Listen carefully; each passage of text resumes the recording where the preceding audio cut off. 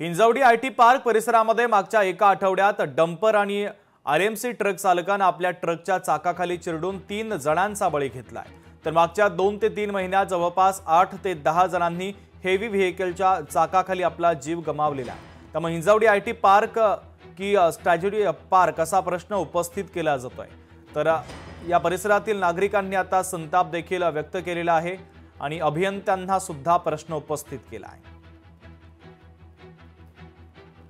Hinjawadi IT park आहे का tragedy park आहे असा आम्हाला प्रश्न पडलाय। आता गेले आठवड्यामध्ये जवळपास ते 3 असे अपघात झाले, त्यामध्ये 3 महिला आहेत मृत्युमुखी पडलेल्या आहेत आणि गेल्या वर्षभरामध्ये जवळपास 30हून अधिक लोक हेवी व्हेकल्सचे जे ॲक्सिडेंट आहेत त्याच्यामध्ये आयटी पार्क आणि त्याच्या जवळच्या परिसरामध्ये मृत्युमुखी पडलेत।